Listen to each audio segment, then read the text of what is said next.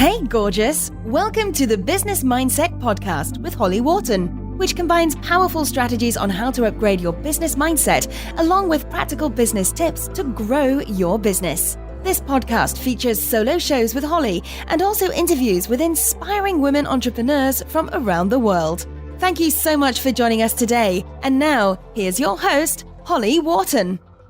Hello and welcome to the Business Mindset Podcast, episode 178. This is your host, Holly Wharton, and I'm here with two special guests today, Karina Ladet and Joanna Hennon. Karina has previously been a guest on the show on episode 152, if you want to check her out there, and Joanna has been a guest twice so far on episodes 86 and 158. So welcome back, Karina and Joanna. Hi, thank you so much for having us again. We're super excited. Great. I'm so excited to talk to you both. So today we're going to talk a little bit about how to create and organize a conference, like a real life conference in the real world, offline, with no previous experience, and make it happen and make it work. So, Karina, do you want to tell us a little bit about No Limits and the conference that you organized last year and that you're doing again this year? Yeah, sure. Yeah, it was kind of a crazy adventure. And I guess it all started when Joanna and I received the clear guidance that we were meant to create a live event in Europe, because we were talking about, this is actually quite funny, because we were talking about, how we really wanted to go to a great business event for, heart-centered and conscious entrepreneurs, but that all the events we wanted to go to were in Australia or in the US. And then we're like, oh, it would be great if something like that could happen in Europe. And then we were like, I think it was Joanna who was like, well, why don't we create one? And then we kind of laughed, the way you do when you have a crazy idea. But it just kept coming back and coming back. And then we received really clear instructions to create this event. And then we went through I'm sure these are normal cycles of freaking out, not thinking you can do it, and then finally surrendering to okay, well, we're as ready as we can be, and let's do it. And then we've kind of taken it one step at a time, because I think as with all really big things that we feel called to create, we kind of have to keep the vision strong and at the same time take one step and then the other one and then the next one, because otherwise it's kind of it feels impossible, right? In that moment. Add something about the vision, because this was really funny. It was a really, really big part of our process, and it's just so silly. So for anybody who's considering creating something big like a live event that just sometimes feels impossible, Karina and I had this vision. We couldn't hold the vision of the conference itself because we had no idea what that would be like. Like we had kind of an energy feel that we could feel into for the conference, but we couldn't really visualize it very well. So what we visualized as our goal was being at the hairdresser's the day before. Both of us getting our hair done with everything in place for us to just go to the event tomorrow. And then every time we freaked out, one of us would mention that, just keep that vision, we're going to get our hair done. That is really, really interesting. So it was like the vision of actually doing the conference was so big and scary, you couldn't visualize that. You had to focus on kind of like the lead up to the event. Yeah, I guess it was that moment, right before you start doing that thing where you're kind of relaxing and there's nothing else you can do. Yeah. All you have to just step into it. We didn't actually go to the hairdresser together, but it was like, it just kind of really chilled us out every time. We're like, remember the hairdresser, and the other one would go, oh yeah, okay, I can do that. I can, I can visualize being at the hairdresser, getting my hair done, and everything is ready, right? Yeah, that's actually a really funny story. I love that. I think that's really, really important because it sounds like such a massive project and it can be really scary. So how long did it take you from the first moment that you had this idea of creating a conference in Europe to the point where you actually started planning it? Joanna, do you want to take this? Yeah, sure. I'm trying to remember. I think we had our first conversation about it in March. That was then March 2015. And we wanted to, our first idea was to really run with it and run it in October of that year. And then summer hit, and then it was it was summer. We're like, I don't think we can organize it for October. So we moved it to the following March. And I think we started planning it that summer. So I think our website was built that September, and we really opened the doors to ticket sales in October. So from March to October. So okay, that's interesting. So also, I think it's very interesting that from the first moment that you had the idea until the event actually occurred, that was about a year later. So this does take quite a long time to kind of go through the whole process of idea to preparation to selling to organizing. Yeah, and can I just add that, we're making it sound really structured. Yeah. And it really was not. Like, we did not really have a plan. We knew we needed a website, and we knew we had to like tell people about it, and that was pretty much it. Like, we didn't have like a structured plan for what needed to happen when and all. We didn't have any of that. So we really went on intuition. We got our speakers sorted first, so that people knew what they were signing up for. And we just spent a lot of time doing energy work around it. And then we just went on intuition, didn't we, Karina? We just felt, whenever we felt a nudge to do something, we would do it. Yeah, it was totally led by our intuition because we didn't really know. And it's kind of funny when we do that, right? Because it's when you look back that it actually looks like you had a plan. But when you're in the moment, you just get the instructions, I guess, from Spirit to do that next thing or to reach out to that person. And also, I think one of the most important parts, maybe apart from really being connected to the guidance they were both receiving and doing a ton of inner work, both of us, it was also all the support we received from other people because we didn't know a lot of the things that we, had to know. And so all these amazing people just kind of came out of the woodwork and started sharing and really helped us. And the speakers were amazing as well. So it was like really tapping into that big support team we had around us. So that was one of the ways in which we could bring in more of the practical and the technical and all the other things that weren't just pure energy. I love that. Okay, so that brings me to this whole support network thing. This brings me to the idea of the fact that it's such a big project to create and run a conference like this. And I can imagine for someone who doesn't have experience with running events, at the beginning, you really don't know what you need to know. Was that like that for you? And how did you find out what it was that you needed to know so that you learned as you were creating this thing? Oh, wow. That's a funny question because that happened like all the time. I think it was when we bumped into the thing, you got the website and then people ask you about something and you go, oh, we don't know that. Joanna, what do you think? And we kind of had to brainstorm on the spot and we had to find creative solutions and we had to bring other people in. And it was really like we kind of discovered as we journeyed through the whole organization of the event. And then also we had Joanna's dear friend Michelle, who was helping us with a lot of like the practical things and finding an amazing venue. And a lot of the speakers had a lot of knowledge as well. And for example, Alison McKenzie, who's so amazing, and she was speaking at the last event and she's going to be back again in March. And she had a lot of experience from live events. So she told us lots of things that we needed to, oh, have you thought of this? Or maybe this could be a good idea, or I've seen this being done before. So it was learning from others and then just bumping into stuff and having to sort through it. Because once you've said yes to it and the website is out and you're starting to sell tickets, you kind of have to roll with it. You can't just be like, oh, we don't know that. We'll stop now. Yeah, it's a major commitment because once you've started, as you said, you've got to kind of keep going and figure stuff out until you finally reach the end point. But it's also like, I mean, we didn't have experience running a big conference, sure, but it wasn't accidental that we were called to do this, to create this. So, but each of us brought a lot of experience to the table that then we just had to be willing to identify as experience that was valid. So like from my side, my friend Michelle and I, who you just mentioned, Michelle van der Straten, we used to run a theater group. So we used to be a director-producer team. So we did have experience organizing shows, running big shows. So we kind of, there were certain elements that were already there. And then Karina also, Karina's been in business for a really long time. So like she had brought a whole load of other experience to the table about what's needed in terms of the energy work that goes behind success.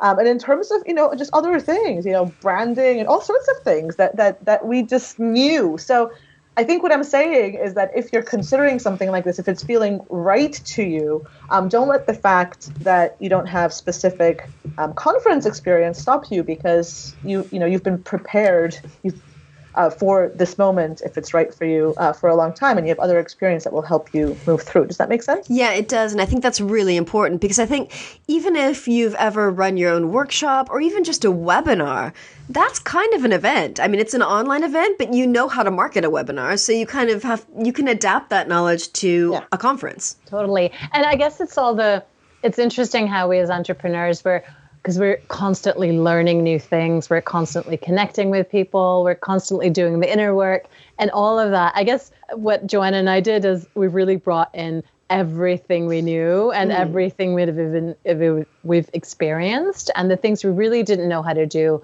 like specific technical things maybe, or really specific knowledge. There was always someone who knew, right? And then it was also being willing to reach out to people and ask for help. And Joanna reached out to so many people, and we had to go way beyond our comfort zone pretty much all the time. When you feel a bit embarrassed to ask, well, you had to ask 1,000 times to people, all sorts of people, which was really great because it grew our network a lot as well. But if I didn't have to do it, I wouldn't have. It was awesome. Definitely. Okay, so that leads me to the next question. So what kinds of fears and blocks and mindset stuff came up to you as you were running this, and how did this preparation for the event take you out of your comfort zone? Oh my goodness. How much time do we have? There were sometimes it just felt like everything was going against us, we had a lot of just world stuff happening as we were marketing this. So the Paris attacks and the Brussels lockdown happened smack in the middle of our early bird promotion. And so this kind of constant, I think for me, the main kind of overarching thing was this constant kind of, are we being guided to do this or not? Because you'd think, okay, we're guided, we got this idea and things seem to be showing up, but then stuff happened where we're like, should we quit? Because this is a sign, that we should just stop. So kind of that trust, that, we were kind of being guided towards something and we didn't necessarily know what it would be like on the day. But it was what was needed both for us and our growth and for the people who said yes to it. Yeah, that's a great point, Joanna, because it was almost surreal, where every time we felt like we'd stretched to our max, something new would happen. And it was great because it kind of really, we had to reconnect with the big vision of the event. And that actually fit in perfectly with the world events as well. What are we here to do, and how committed are we to creating positive change in the world? Which was, when you're right in the middle of it, it's really kind of scary and really overwhelming. And for Joanna being in Brussels at this time as well, but then it kind of pushes you to really stand up and be that change you want to be in the world. So that was, and that kind of ties in with, I think one of the big themes as well, was for us to step into that leadership that it takes to lead an event and to create it, because we were kind of hiding a bit at the beginning behind the speakers, right? We're just organizing the event, right? And so they are the important ones and people come to see the speakers, but we actually have to really hold space for the whole event to happen. And then of course the speakers had really important roles as well, but we actually had to step up and we had to make really difficult and uncomfortable decisions. We had to, really do the whole leadership in a conscious and loving but firm way. So that was a big one for both of us, I think, because we were kind of trying to get, how you try to get away from stuff to maybe someone else can do that. But But in the end, no. That was really huge, Karina. You're right. Like that, stepping into the leadership and just, leading the project, as you say, and then also accepting that it was our energy, our uniqueness of us two coming together that was getting people to be attracted to the event, because speakers started to fall away. Our original speakers looked nothing like our final speakers, and what was left was Karina and I. Yeah, exactly. You were kind of the backbone of the whole thing. Yeah, so we had to accept that it was us. Like people were coming because they were attracted to our energy. We were creating this. Yes, the speakers were contributing, and they were obviously a super important part.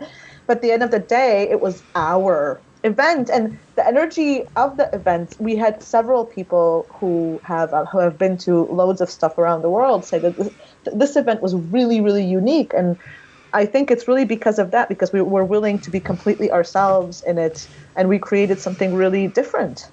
And so what are some of the kind of practical or tactical challenges that you had to overcome as you were building this? I know you've mentioned some already, but what are some other things that came up for you? Oh, wow. I think the biggest ones were marketing, and then I guess it was creating everything from scratch, because even if we had this vision, you know what it's like. You have the vision, it feels amazing, and then you have to put it down on paper, and you have to create copy, and you have to create images and the branding and all of that. So it was like bringing all those pieces together. So I think the big parts were the marketing and really sharing what our vision was like, because we could feel that it was going to be amazing, but how do you share that with someone who hasn't experienced it, knowing that you haven't experienced it physically yet either? So it's like talking about something that doesn't exist in the physical realm yet. That was a big challenge.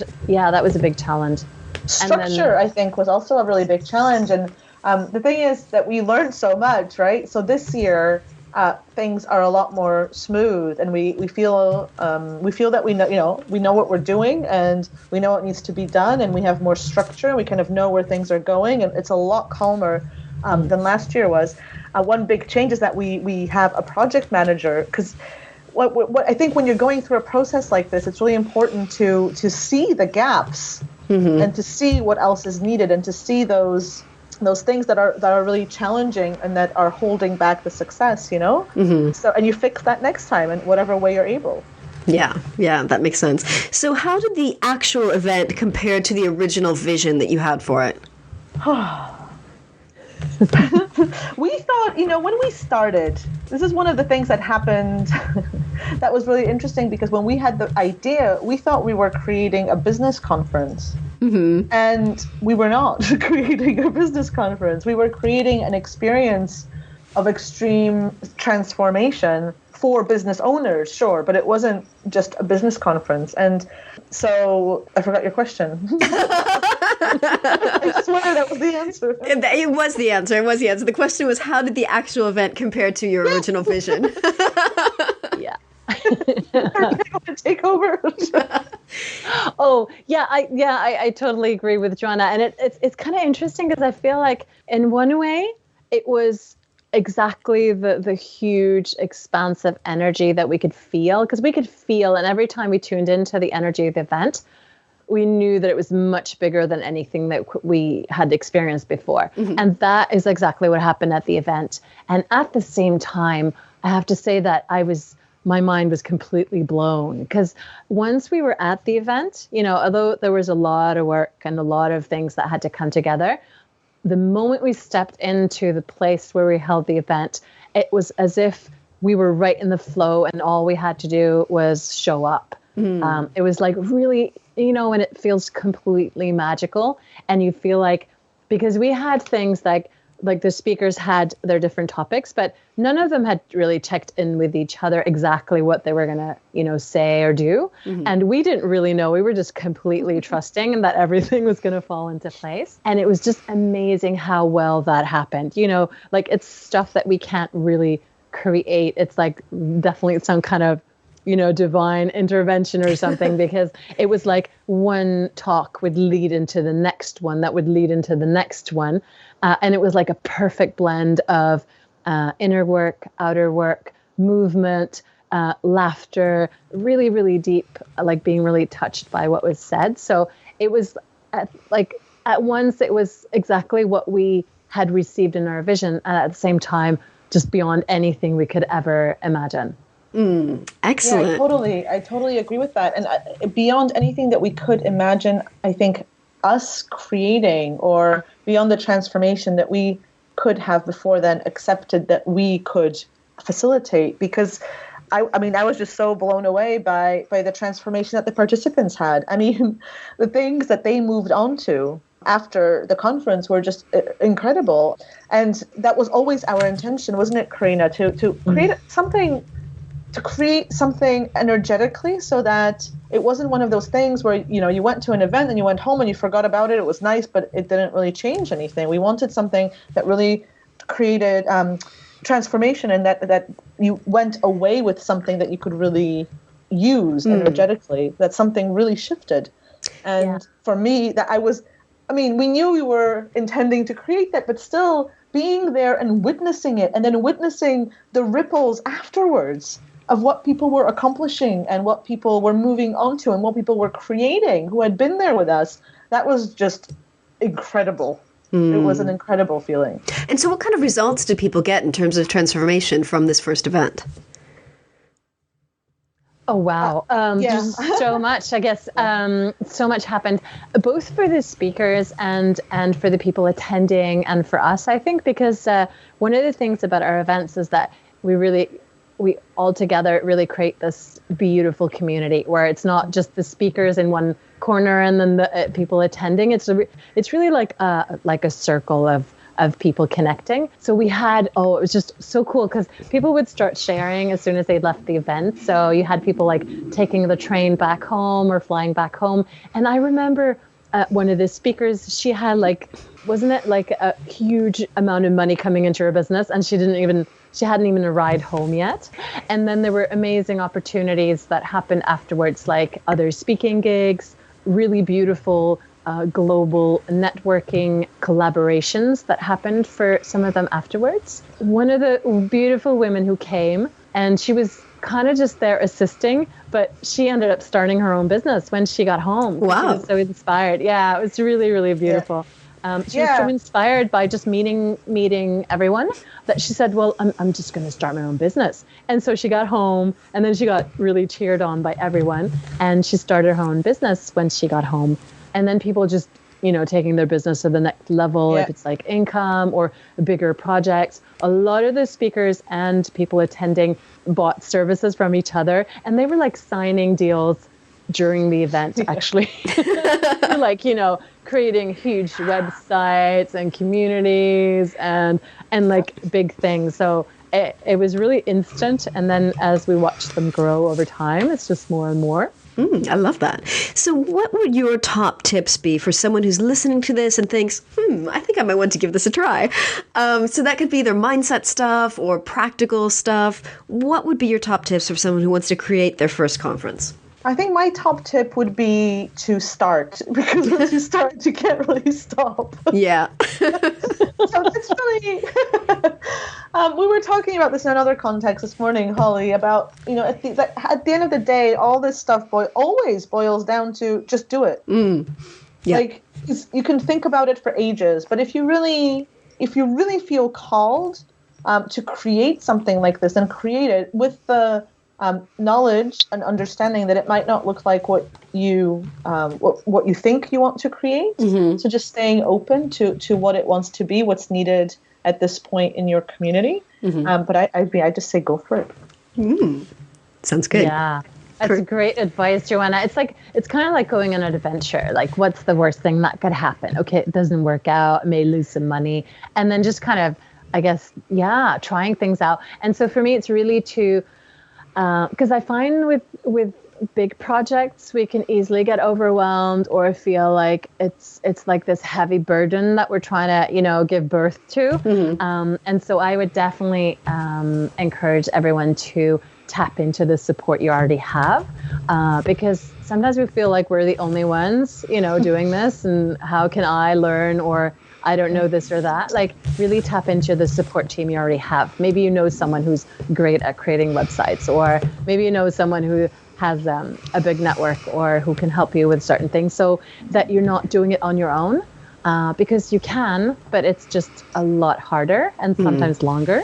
So really tap into all the support and be really creative when it comes to reaching out to people. I mean, we reached out to people we didn't know, who had no idea who we were. Like, really don't be afraid to reach out to people who inspire you, and also to really honor that big vision, because when you share it with other people, there are people who are going to be touched by that. And they're going to, it's going to resonate for them, and they're going to want to be a part of that, even if it doesn't make sense maybe to you when you start. So yeah, inviting people into that vision, I think. And what was, go ahead. Wait, I have one more tip. Yeah. I have one more tip that was really, really important. Team up. Yeah. Find somebody to do it with. Find somebody, and not like find somebody who would logically be something or other. Find someone you just have fun with, and you really just, you'll be spending a lot of time talking to that other person, right, Karina? Yes. Yes. So, but I cannot imagine running this on my own.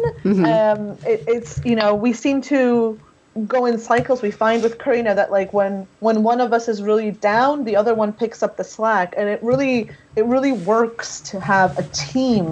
Not a huge team, so I think to keep the vision clear, a team of two people works really, really well.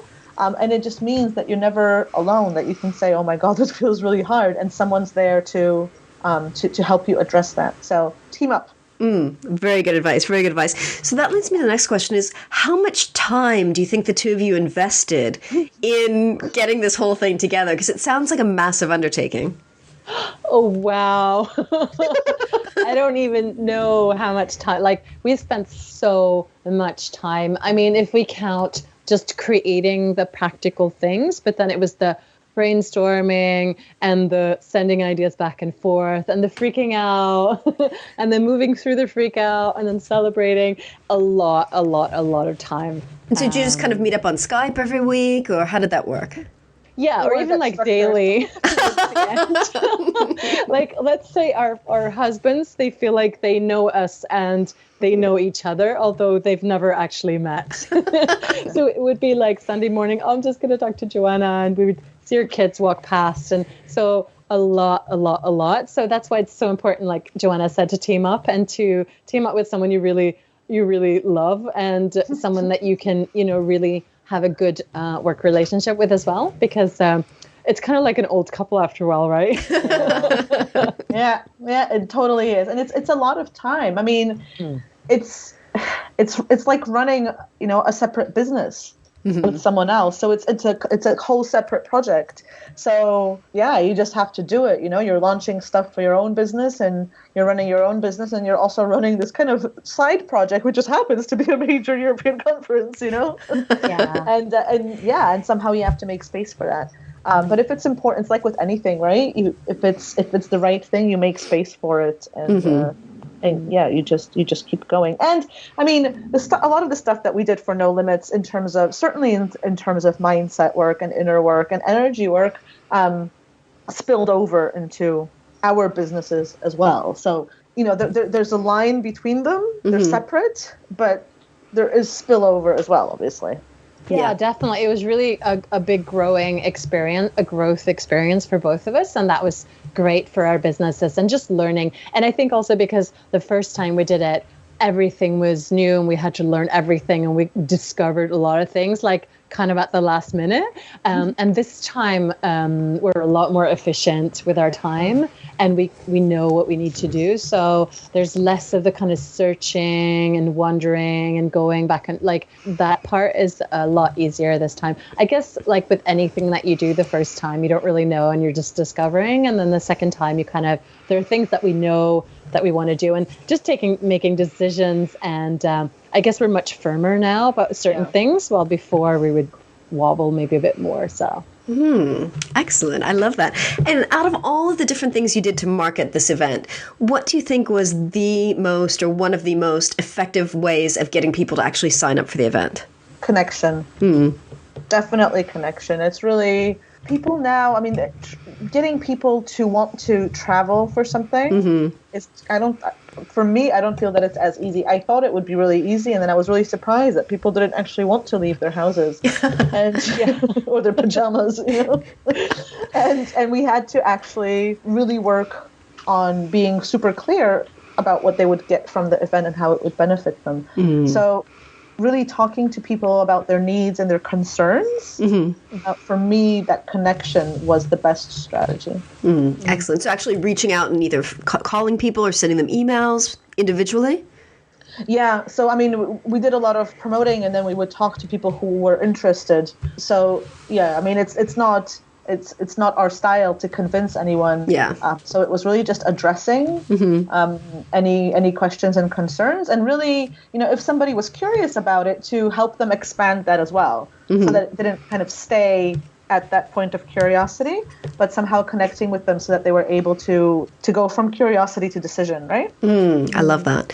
Great. So why don't you tell us a little bit about next year's event? Oh, wow. It's going to be so exciting. Yay! So the next year's event is really about expanding and having a bigger impact and leveraging your time, money, resources. So I guess it's like taking your business to that next level.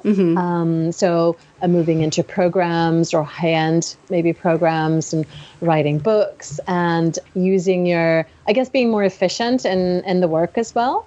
Because our vision has always been to inspire people to have like amazingly successful businesses, but also have great lives. So none of the like working more and harder to have more, but really being efficient with your time and your energy so that you can reach a larger audience and just expand.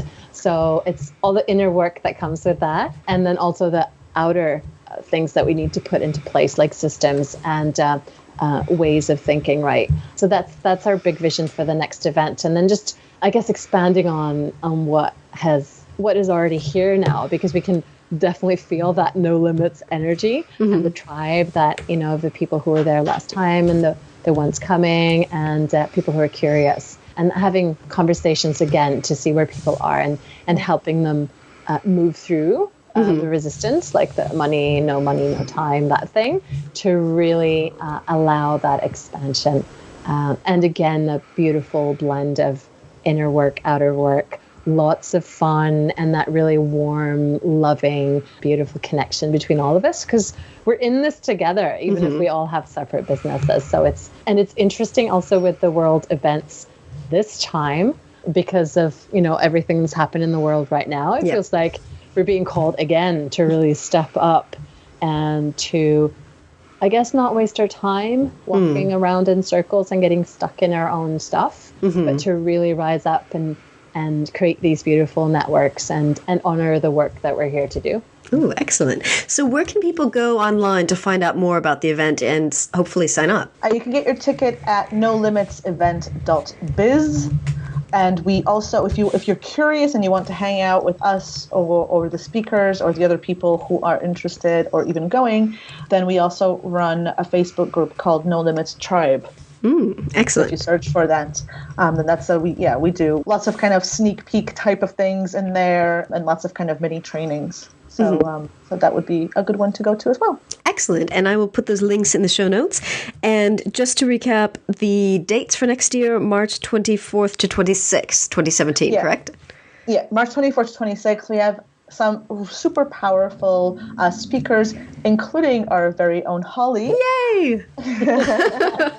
And we really set out to book really powerful, inspiring women. And funnily, it turned out that all of them, I think everybody in there has this really strong belief that the energy and mindset work is 80% of the game. So it's going to be a real mixture of the stuff that has actually worked for these super successful entrepreneurs and the mindset that underlies that success. Excellent. Well, thank you so much for joining us today. I really, you've shared amazing information, both from the mindset side and from the practical side. And I hope that anyone who's listening today who's ever thought that maybe they would like to do something like this will just do it. Just start. Because as you've heard today, once you start, you can't stop. So it's time to get started. So thank you again. Thank you for having us. It's been a blast. Yeah, thank you so much, Holly. Can't wait to meet you in Brussels. Yeah, I'm looking forward to it. So see you in March. And thank you for listening. And remember to visit hollywharton.com/178 for the show notes on this episode. Thank you. Thanks so much for listening to the Business Mindset Podcast with your host, Holly Wharton. You can find more information about today's episode, including links for topics that were discussed at hollywharton.com. And if you enjoyed this episode, please remember to head over to iTunes and leave a quick review of this podcast. It just takes a minute. Thank you.